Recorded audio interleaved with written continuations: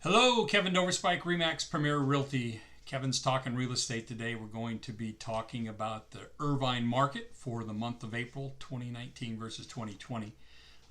We're going to be reviewing the actives and sold properties for the month of April. Also, we're going to be talking about the average and median price and the average price and the median price, and then the highest properties sold for Irvine in 2020 of April. Just an update first before we get started. We really got to talk about the coronavirus again. The market is changing. It's down dramatically.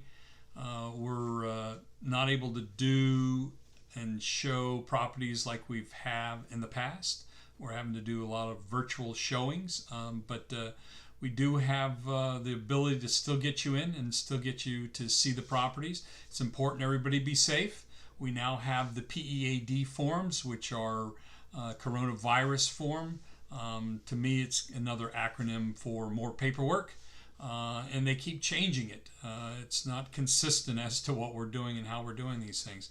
But we're all learning. We still need to be safe and make sure that we're doing the right things. But just a couple of things to think about on this coronavirus. I just don't think that we fully. We're depending upon people to make decisions, and I think we're better off making some of our own decisions. When we start seeing them vacillating. On April 2nd, they said we need to wear face masks. Before that, they said we didn't need to do that. And then on April 14th, it said that we were going to not charge you penalties if you paid your taxes late. Well, that was 4 days after they were due. Been nice if they would have helped people out, tell people that prior to.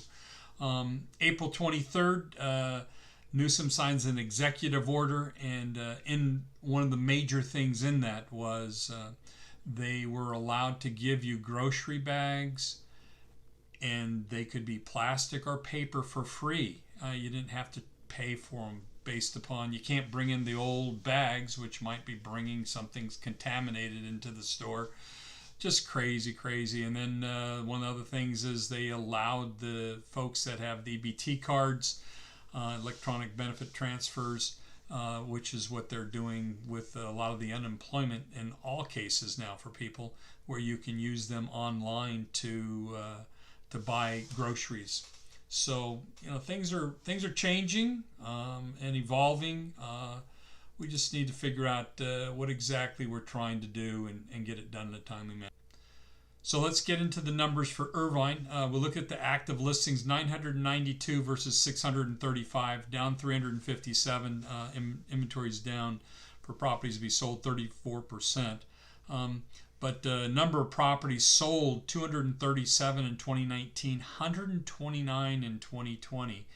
Down 108 units. That's down 46%. That's a dramatic decrease in sales. And then we look at the average price. We're at $1,006,000 versus $1,057,000, plus 51,000, plus 5%.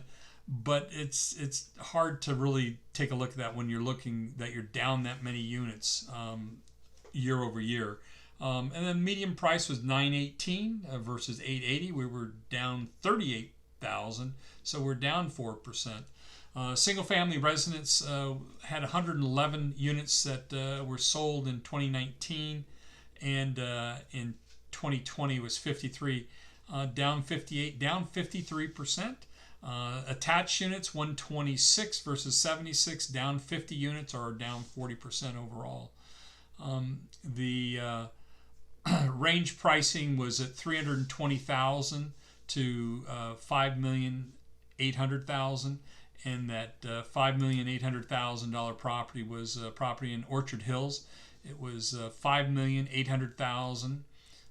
It sold for, and it was a 5-bedroom, 6-bath, 4-car garage, 6,700 square foot home, 11,200 square foot in Orchard Hills. And then the next thing that we want to talk a little bit about, I think, is important for us to touch base on again, is the Dow Jones. All-time high, February 12th, 29,551. April 1st, we started at 21,227, went down to the lowest of the month the next day at 20,819.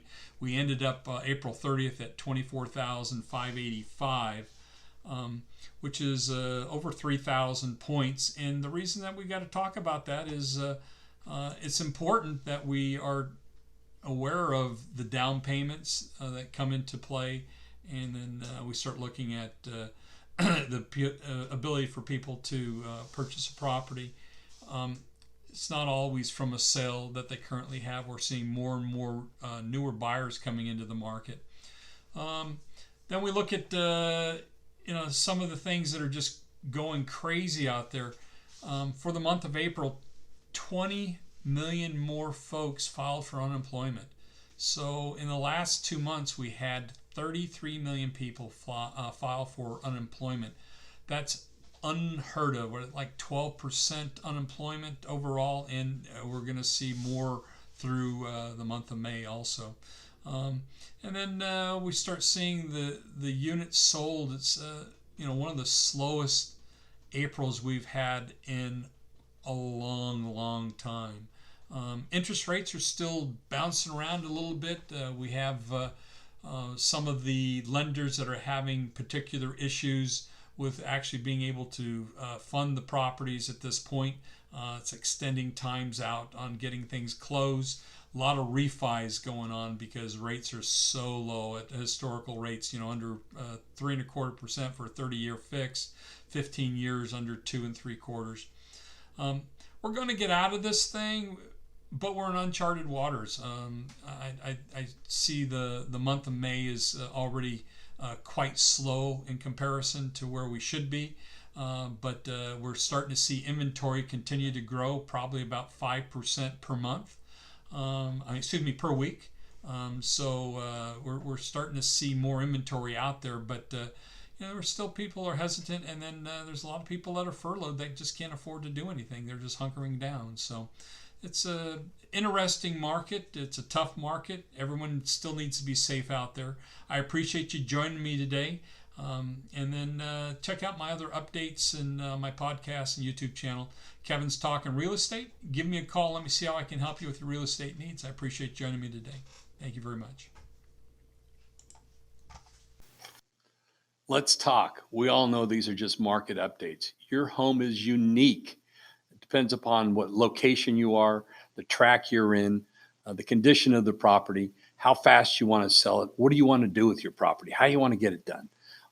I specialize in working with sellers like yourself that are looking to optimize the price and how fast we can get this property sold for you. I have the trades to be able to get you stuff done and turned in a matter of weeks versus months if you had a regular contractor doing this. We in turn know how to negotiate the best price. I know what people are going to ask for, what they want to have done. You can't do everything, but you can do the things that are going to get you the biggest bang for your buck. I realize that there's a lot of people out there, but I am one realtor that's going to be able to help you get it done in a timely manner, and choosing the right realtor can make you a lot of dollars and cents.